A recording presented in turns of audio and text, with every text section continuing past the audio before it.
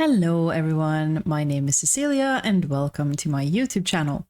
And welcome to this playthrough of Mass Effect Legendary Edition. We got a start on the ExoGeni headquarters last time, so we're gonna continue to press on and see what secrets can be ferreted out from within today. So grab a snack and something to drink and let's go.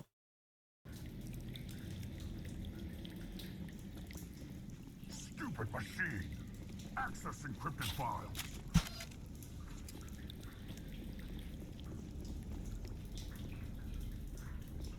No, I don't want to review protocol. Can't you get straighten this thing out?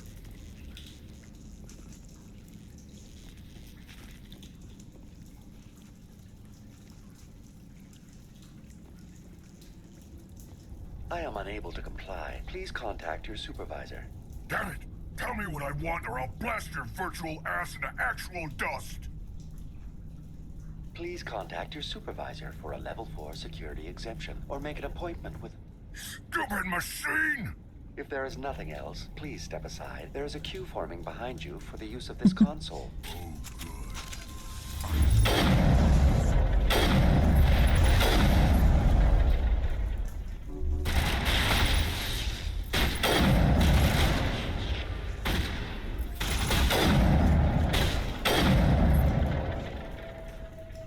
Nice, okay, he's down. ExoGeni Corporation reminds all staff that the discharging of weapons while on company property is strictly forbidden. Yeah, sorry. Welcome back, Research Assistant Elizabeth Bainham. What can I do for you? Yeah, see, this is what I meant last time, that she never gave us her name. So this is appropriate, like, Lizbeth? How do you know I'm Lizbeth? Your access card identifies you as Elizabeth Bainham. Is there something you require, Dr. Bainham? What did the Krogan want? What information was the last user attempting to access? Fetching data. The previous user was attempting to access details on the study of subject species 37, the Thorian. Go on. Tell me everything you told the Krogan. I was unable to provide the previous user with any relevant data. Aside from lacking proper access, there has been no new data available on species 37. All sensors monitoring the observation post at Zoo's Hope have been inactive for several cycles. Sue's Hope. What does Zoo's Hope have to do with the Thorian? Species 37 is located within the substructure of the Zoo's Hope outpost. Yeah, go on. Tell me everything you know about the Thorian. The Thorian is a simple plant life form that exhibits a sentient behavior uncommon with other flora. Through dispersion and the eventual inhalation of spores, it can affect and control other organisms, including humans. The Zoo's Hope control group has yielded interesting results. Before sensors went offline, almost 85% of all test subjects were infected. Well, hold on. Control group. Are you saying ExoGeni knew its people were getting infected? It was deemed necessary to assess the true potential of species 37. No wonder they were behaving so strangely. Your pilot should be warned. Yeah, it couldn't hurt. Joker! Come in, Joker! Damn it! That field's blocking us. We need to drop that field and get back to Zoo's Hope. Yep, I agree. VI, what can you tell me about the geth ship and the field it's generating? I have limited data on the geth. They have effectively blocked all sensors within the facility. I have detected unusual power fluctuations, but am unable to determine the source. Yeah, tell me about I ExoGeni. want to know about ExoGeni Corporation. ExoGeni Corporation is at the forefront of human expansion in the new galactic economy, funding colonial development and securing resource rights to ensure our progress as a species. Further inquiries regarding company policy may be directed to Consumer Information Services during regular business hours. Yeah, who runs this Who's facility? in charge here? Who organized the research? All decisions about local resource analysis and acquisition are made by on-site management, deferring to the board of directors only when seasonal quotas are missed or exceeded. Individual employee records are confidential. Well, tell me about the Thorian. Tell me about the Thorian. Species 37 was discovered several weeks ago when a small team was infected with spores while examining ruins near the zoo's Hope outpost. The outpost was quarantined immediately, and study of the infection began. Within 21 days, 58% of colonists exhibited altered behavior. Within 28 days, 85%. Oh dear lord. How big is it? What's the size of this thing? The Thorian appears to be a diffused creature. Its cognitive abilities are centered in large nerve bundles, but it receives data from kilometers of meandering tendrils. We have discovered bundles approximately 1 meter in diameter, but these seem insufficient to coordinate the massive sensory potential it possesses. It may simply process such stimulation slowly, or perhaps there is a nerve cluster of a greater magnitude we have not yet encountered. How smart is it? Is it intelligent? Can I reason with it? The Thorian does not exhibit the focused behavior of a predator. The release of spores is an act of survival, not aggression. It does trigger advanced behaviors in the humans it enslaves, but we have yet to discover whether it recognizes or is capable of recognizing humans as more than tools. It is sufficiently alien as to defy classification at this time. How does it control people? Do you know how the creature controls its slaves? The will subversion manifests as intense pain if directives are ignored. The effect is severe enough that subjects are soon conditioned against even minor thoughts of rebellion.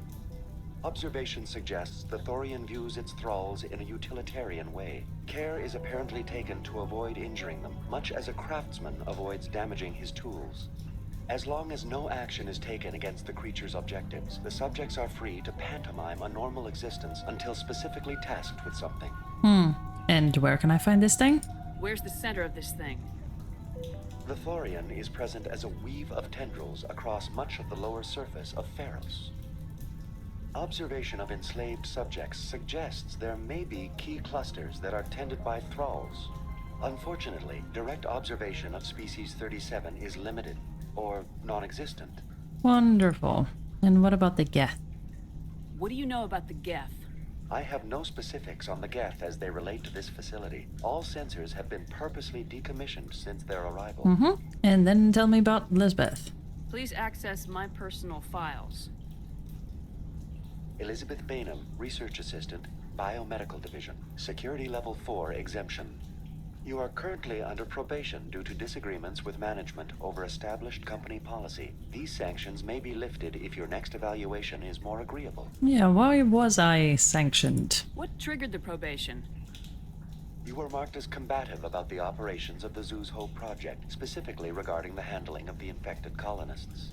As a result, you were tasked with monitoring the safety of the colonists for the duration of the observation. Well, I should go. That's enough for now. Going to standby mode. Okay, so that's where we came from.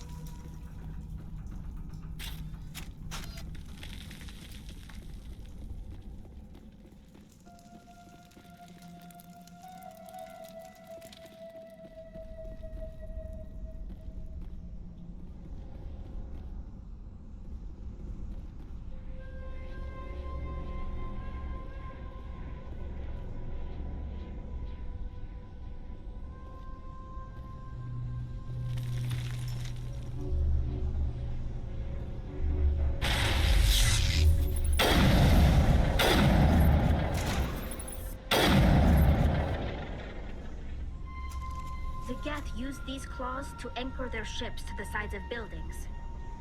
The geth don't waste much finessing their landings. How do we cut the power if it's coming from the ship? It will be difficult.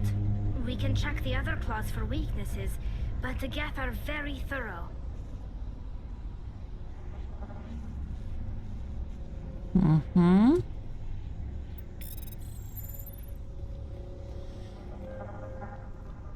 This place seems almost peaceful.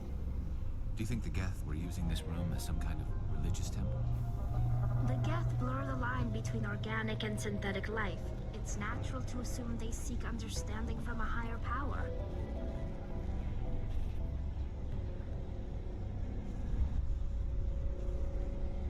Okay.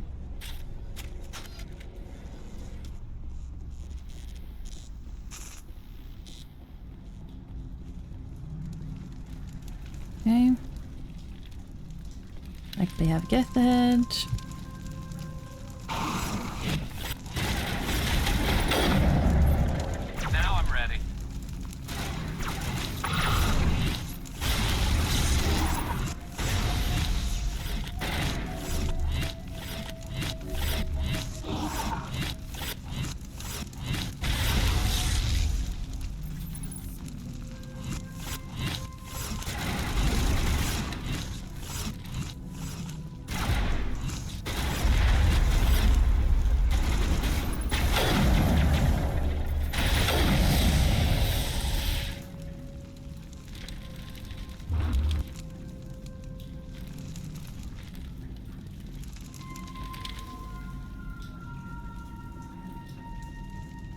Mm-hmm.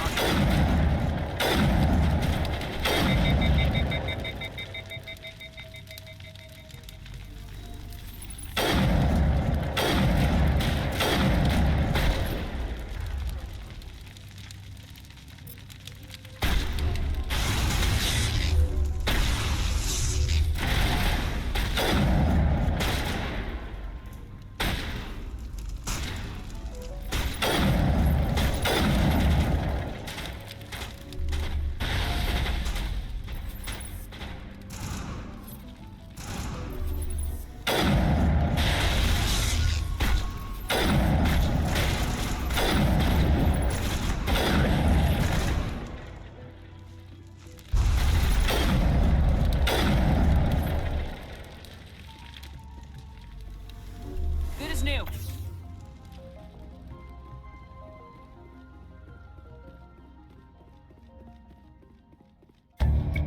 After a few seconds of downloading, you secure Gavin Hossle's design data.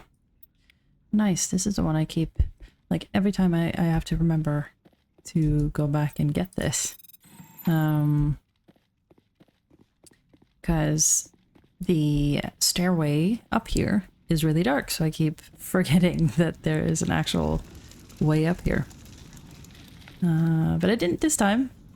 I kept it in mind, so yay, good for me. Okay. There's nothing down here, no.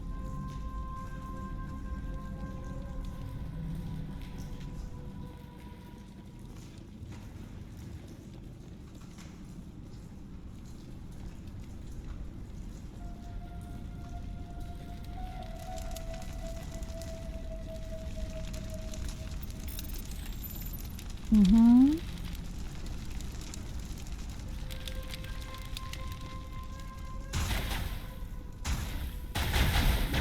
Ah, shepherd. Damn it.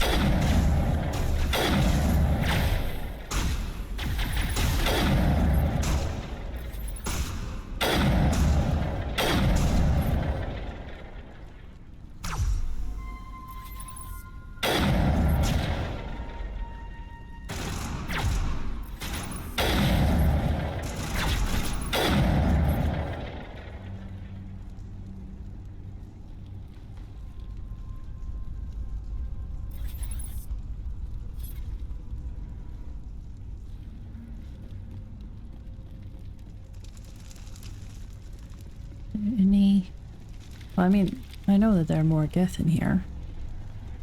Just need to... Confidential. The test samples were due to arrive 3 days ago, but we haven't heard anything from the colony or the cargo vessel. We suspect the samples became volatile and recommend cutting off all further contact with the Nodacrux colony. Even if the colony is discovered, no one should be able to trace the events there back to us. Okay, another mess we're gonna have to clean up. These ExoGeni people. Same as before. We don't have the ordnance to blow this claw. Let's keep looking.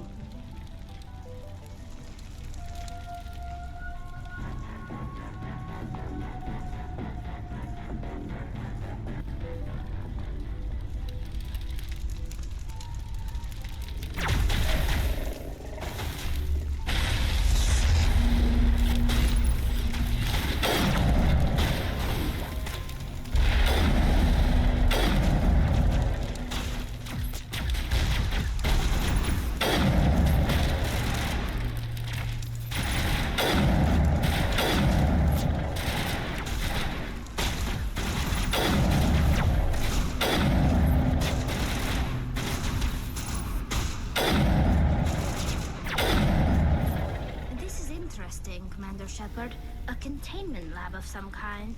It may be helpful. If we can dislodge even one claw, the ship may fall. Yep, we're gonna get right on that.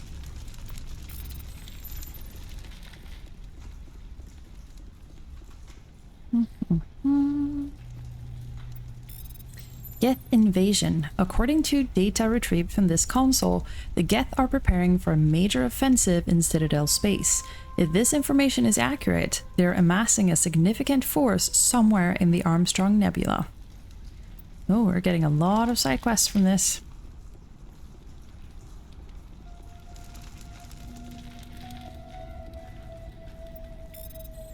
Private log of Dr. Gamorl. I don't trust this Cerberus group. They may pay us well, but if this gets out before we've developed an antidote, it's just not smart. They won't tell us what they want the samples for or why they wanted them delivered to the Matano system. My records show nothing of interest out there.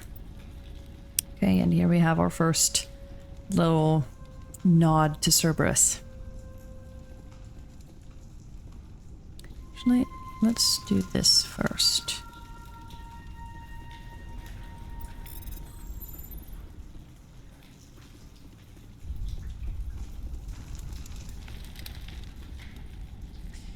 You find a repair ticket attached to the console. The damn door to the shuttle bay is fried again. Works fine if the PSI is 30 or lower, and the safety shutoff kicks in if the PSI gets above 34.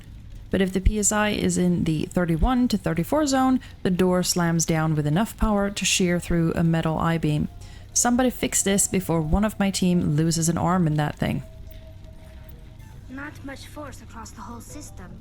Is there some way to isolate it on a single door?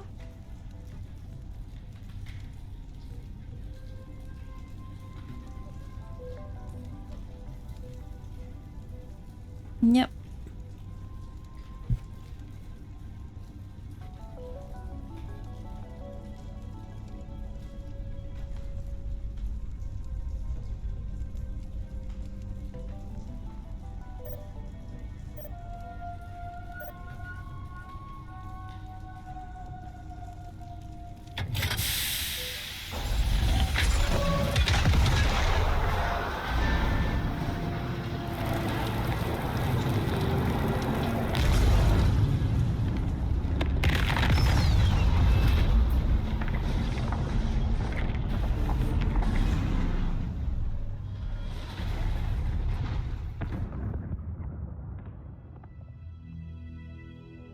Very good. The field barring the exit will be down. Now we can go deal with the Storian creature. I hope that ship was full of those geth bastards. Keep your guard up. There still might be a few geth inside the base. I repeat, Normandy to shore party. Are you reading? Anyone there? Normandy to shore party. Come on, Commander. Talk to me. Joker? Is that you, Joker? What's going on over there?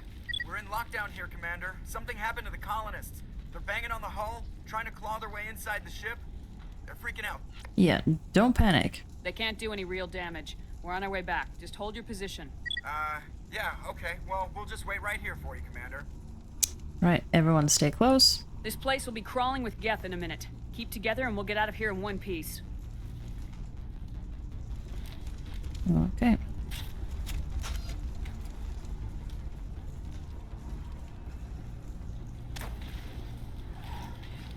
Oh no.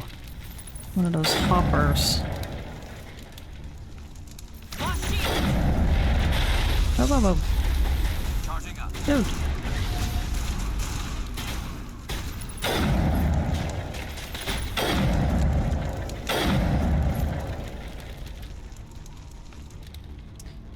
Why won't Shepard run into cover when I want her to?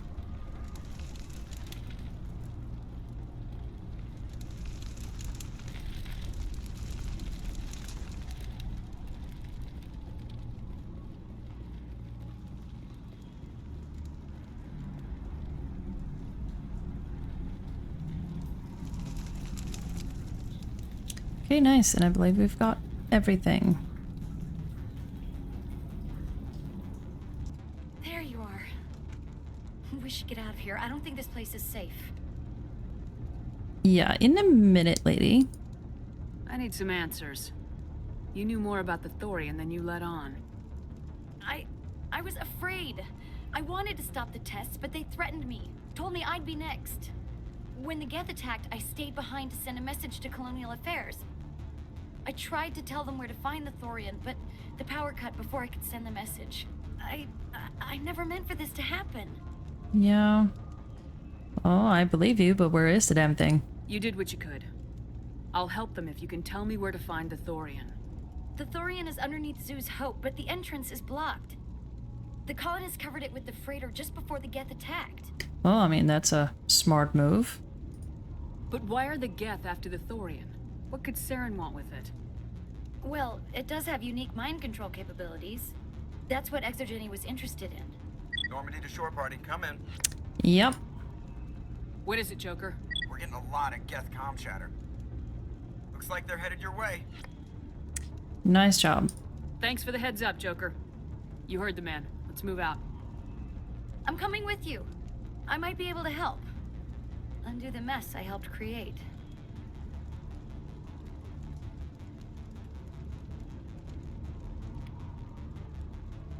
Mm-hmm.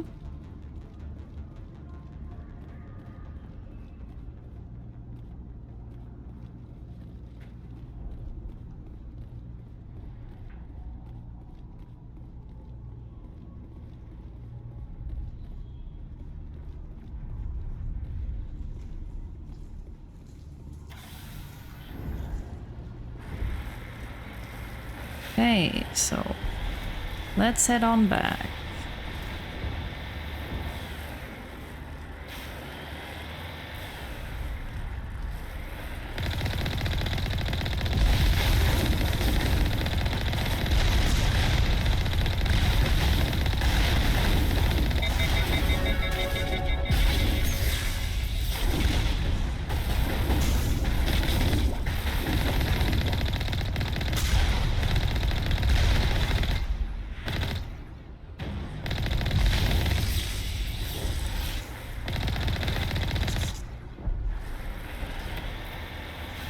Mm-hmm.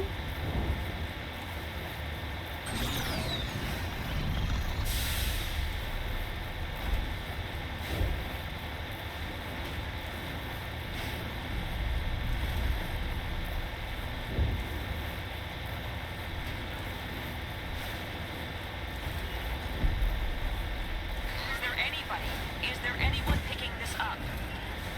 Get away from that radio! What was that all about?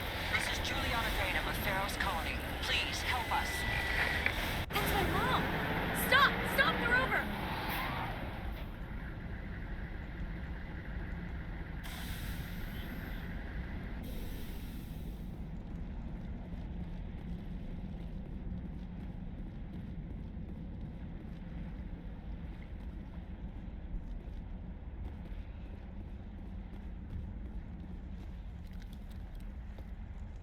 You can't do this, Jeong.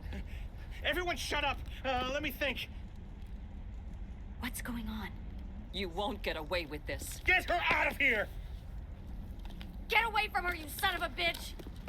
Lizbeth! Damn it! Come out where I can see you! All of you! Shepard, damn it. I knew it was too much to hope the geth would kill you. I found some interesting facts about you in the ExoGeni database. Yeah, I bet you did. I know what happened on a cruise. This doesn't have to end like that. Yeah, and? We can talk this out. Nobody needs to get hurt. You don't understand. It's not that easy. Communications are back up. ExoGeni wants this place purged. This is a human colony, Jeong. You can't just repurpose us. It's not just you. There's something here far more valuable than a few colonists. More valuable than lives, really? Are you gonna tell them about the Thorian, or should I? The what? It's a telepathic life form living under Zoo's Hope. It's taking control of the colonists there. ExoGeni knew all along. You won't get away with this, Jeong. So you keep saying, but nobody's gonna miss a few colonists. Yeah, what about the big picture? I'll kill you first. I'm ending this now. I can't let you do this. They won't miss you either. Okay, so do we go Paragon here, or renegade. I mean, at this point, I think Nora would have had enough of this asshole. Really? Would she still be diplomatic at this point? I think she might be, though this is very tempting. This is very tempting. But yeah, let's go diplomatic route for Nora for now. Can't you see the inherent potential in this colony? Think of the promotional opportunities. Opportunities? What the hell are you talking about? Feros will be a symbol, mover rights and tourism. It's a gimmick. Feros will be a symbol. They recovered from an alien attack on a frontier world. Add that to your company profile. Well, yeah. No one's ever gone broke playing the champion of humanity card. Sadly, you'd probably make a killing. But if it will let us get back to our lives, I'm for it. It just might work. Wait, no, but the infected colonists will throw a bit of a wrench in that plan. No, they need to disappear. You can't just kill the colonists. It's not their fault. If you kill only the Thorian, it might be enough to stop the infection. Maybe. Sounds logical. They'll try to stop me. Can't take that chance. Yeah, that sounds logical. It's worth a try, but I don't know if I can avoid harming the colonists. There has to be another way. Maybe there is. Come and talk to me before you leave, Commander. Just make sure there's no evidence when you're done. Mm-hmm. Yeah, okay. Any luck finding my workstation out in the ruins? Yep, found your I data. managed to find the data and transfer it to your OSD. That's very good news indeed. Thank you. Yeah, no problem. I was there anyway. It was the least I could do. Well, I appreciate it. Here, you've certainly earned this. Thanks again, Commander. Very nice. Got a lot of money. I'm glad you decided to help us. I think there's a way to avoid killing the colonists. Yeah, I certainly hope so. What'd you have in mind? I think you could safely use a nerve agent to neutralize the colonists. Like a gas grenade. Won't I get caught in it too? Releasing clouds of nerve gas doesn't seem like a particularly good idea. It's not like it's weapons grade. The insecticide we use in the grow labs contains trace amounts of tetraclopine, a neuromuscular degenerator. If their nervous systems are already weakened, it may act as a paralyzing agent. We might be able to adapt a concussion grenade to deploy it. Yeah, I'll do it. Sounds good. I'll do what I can. Excellent. Thank you so much, Commander. Equip your grenades with the anti-thorian gas upgrade. This will disable infected colonists without killing them. My men will keep everyone safe here. If you're going, it should be soon. Okay, I think before we end this episode, we're gonna go through some Codex entries because I saw that we had some. So let's do that. Okay. Turian's biology. The Turian homeworld Palaven has a metal-poor core, generating a weak magnetic field and allowing more solar radiation into the atmosphere. To deal with this, most forms of life on Palaven evolved some form of metallic exoskeleton to protect themselves. Their reflective plate-like skin makes Turians less susceptible to long-term, low-level radiation exposure, but they do not possess any sort of natural armor. A Turian's thick skin does not stop projectiles and directed energy bolts. Although life on Palaven is carbon-based and oxygen-breathing, it is built on dextroamino acids. This places the Turians in a distinct minority on the galactic stage. The Quarians are the only other known sapient dextroprotein race. The food of humans, Asari, or Solarians who evolved in levoamino acid-based biospheres will at best pass through Turian systems without providing any nutrition. At worst, it will trigger an allergic reaction that can be fatal if not immediately treated. Okay, poor Turians. Okay.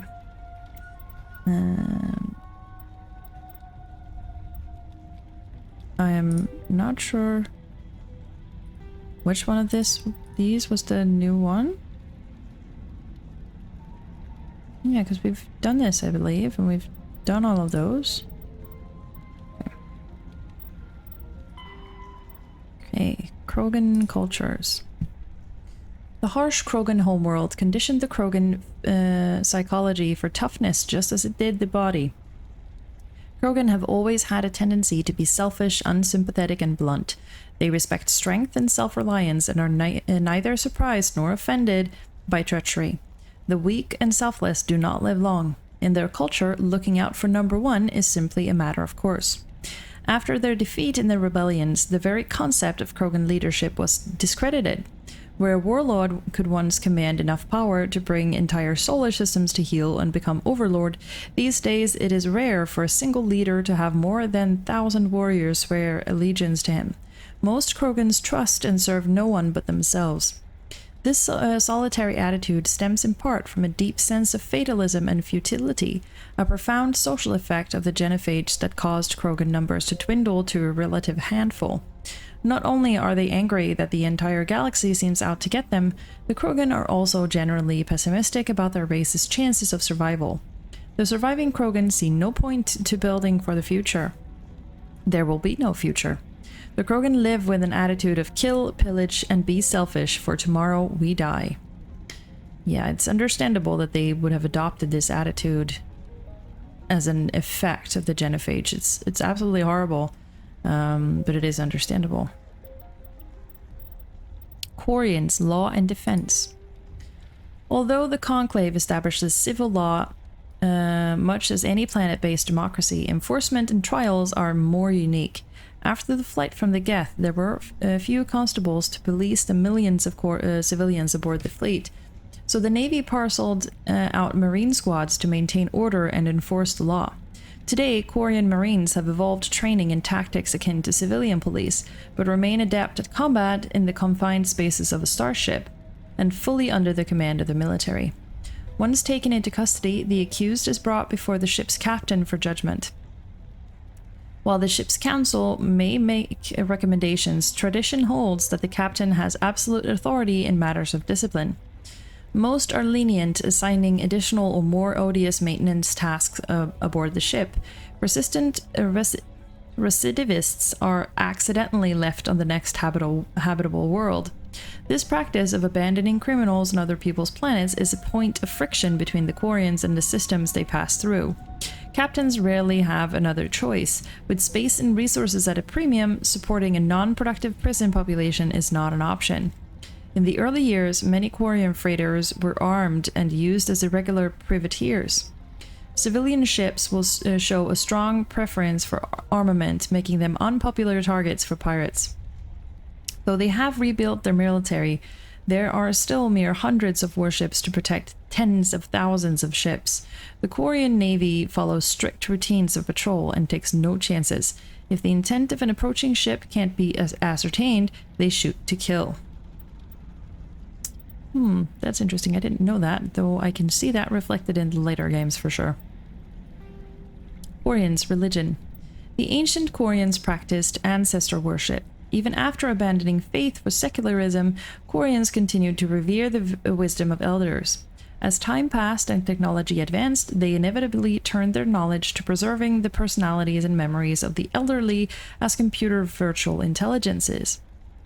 These recordings became a repository of knowledge and wisdom, stored in a central databank and available through any extranet connection. They held no illusions that this was a form of immortality. Like all virtual intelligences, their electronically preserved ancestors were not truly sapient. This was considered a surmountable problem. Sapiens could surely be reduced to simple mathematics. The Quarians began exhaustive research into creating artificial intelligence so they could learn to escape the bounds of mortality and give their ancestral records true awareness. Unfortunately, the life the Quarians created did not accept the same truths they did. The Geth destroyed the ancestor databanks when they took over. In the centuries since they evacuated their homeworld, most Quarians have returned to religion in various forms. Many believe that the rise of the Geth and the destruction of their ancestors were chastisement for arrogantly forsaking the old ways and venerating self-made idols.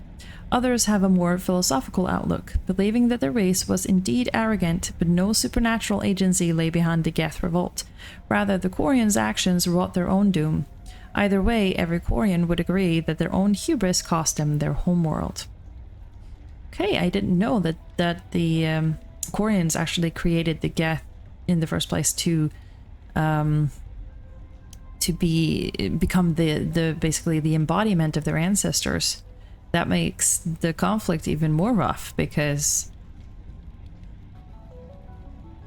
yeah, they wanted to place the memories of their ancestors into the geth and basically have them preserved that way and make them immortal.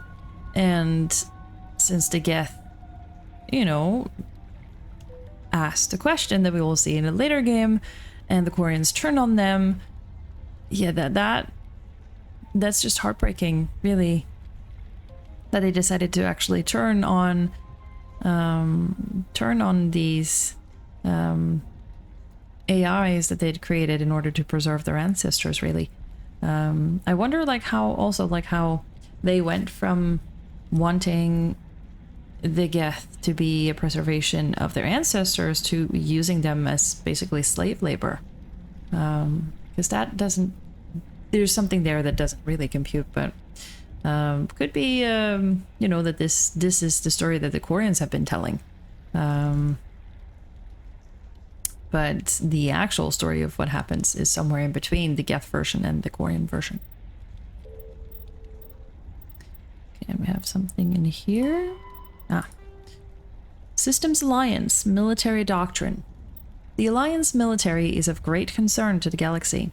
At first contact with the Turians, they were completely inexperienced. Turian disdain changed to respect after the relief of Shanxi, where the humans surprised them with novel technologies and tactics. The human devotion to understanding and adapting to modern space warfare stunned the state council races. For hundreds of years, they had lived behind secure walls of long-proven technologies and tactics. The council regards the Alliance as a sleeping giant. Less than 3% of humans volunteer to serve in their military, a lower proportion than any other species. While competent, Alliance soldiers are neither as professional as the Turians nor as skilled as the Asari. Their strengths lie in fire support, flexibility, and speed. They make up for lack of numbers with sophisticated technical support. VIs, drones, artillery, electronic warfare, an emphasis on mobility and individual initiative. Their doctrine is not based on absorbing and dishing out heavy shocks like the Turians and Krogan. Rather, they bypass enemy strongpoints and launch deep into their rear, cutting supply lines and destroying headquarters and support units, leaving enemies to wither on the vine. On defense, the human military is a rapid reaction force that lives by Sun Tzu's maxim. He who tries to defend everything defends nothing. Garrisons are intended for scouting rather than combat, avoiding engagement to observe and report on invaders using drones. The token garrisons of human colonies make it easy for alien powers to secure them, for which the Alliance media criticizes the military. However, the powerful fleets stationed at Facegate nexuses such as Arcturus are just a few hours or days from any colony within their sphere of responsibility. In the event of an attack, they respond with overwhelming force. Okay. So, I guess you could say that they're using the colonies as bait, in a way, and then they would swoop in with the full military to wipe the invading force off the face of the planet, basically. So that's interesting. I didn't know the humans were that ruthless. I suppose I should have known that. Okay, technology. Communications methodology. As the population of the galaxy increases and new worlds are settled, timely access for home users and frontier settlements with underdeveloped communication infrastructures is a growing problem. To ameliorate bandwidth issues, a sophisticated array of data caches and virtual intelligence search engine programs are available. When a user submits a query, it is first routed to the data cache on their colony or star system. At the cache, the user search agent VI collates mountains of locally stored data to find the desired material. If the information is not available locally, the query is passed along to neighboring systems and then outward in an expanding network. VI search agents in those systems replicate the search. If a desired information is found, it is compressed into a burst file and queued for transmission to the source system. The burst is assigned a priority based on the number of queries for it. The greater the number of queries, the higher the priority. When a new solar system is first connected to the net, a selection of the most popular data is installed locally. Though storage hardware is cheap, the capacity required to hold all the data produced every day by trillions of people on hundreds of worlds is not trivial. It is not economical to store local copies of all the data available on obscure topics just in case. As colonies mature, older and less popular chunks of data filter into them as a result of queries and are placed in the local archive. Searchers for obscure topics are increasingly likely to produce instant results as the archive grows. That's an interesting way around that. Cool. Biotics. Life as a biotic. Biotics possess extraordinary abilities, but they must live with minor inconveniences. The most obvious issue is getting adequate nutrition. Creating biotic Mass Effect takes such a toll on metabolism that active biotics develop ravenous appetites. The standard Alliance combat ration for a soldier is 3,000 calories per day. Biotics are given 4,500, as well as a canteen of potent energy drink for quick refreshment after hard combat. Another issue is electric charge. Electricity accumulated in Starship drive cores must be discharged, and so must the electricity in a biotic user. Biotics are prone to small static discharges when they touch metal. Unfortunately, human biotics also face suspicion and persecution, beginning with the popular misconception that they can read and control minds. Biotics symbolize the dehumanization of mankind to people philosophically or religiously opposed to gene modification and cybernetics. Militaries are the only organizations that always welcome biotics, offering them huge recruitment incentives. Cool. Didn't know that. Again, this is why I'm reading the Codex this time around, to actually, learn some of the side lore that I've missed and haven't really picked up in previous playthroughs. So, and I believe that's all of the secondary ones. Do we have anything here? Yes. Varan are omnivores with a preference for living prey. Originally native to the Krogan homeworld of Tuchanka, they are, like most life from Tuchanka, savage, clannish, and consummate survivors. They are pack hunters when vulnerable prey is readily available, and become scavengers when outnumbered or outclassed. Their supreme adaptability, vicious demeanor, and rapid breeding cycle have made them ubiquitous and dangerous pests on many worlds. Virtually everywhere the Krogan have been, Varan infestations have followed, wreaking havoc with the native ecology. The Krogan have had a love-hate relationship with Varan for millennia, alternately fighting them for territory and embracing them as treasured companions. To this day, Krogan raise them as beasts of war. One of the common subgenus of Varan has metallic silver scales, leading to the rather unusual nickname, fish dogs. That's cute. Fish dogs. I mean, we do like the Varan in Mass Effect 2. We like him. I wish we could adopt him. Yep. Okay, and that is where we're gonna leave it for today. Next time we're gonna be heading back to Sue's Hope and finally deal with the Thorian, so stay tuned for that. If you've enjoyed this video, then please consider giving it a like and a thumbs up, as well as a comment below, and please consider subscribing. Thank you so much, and I will see you in the next video. Bye!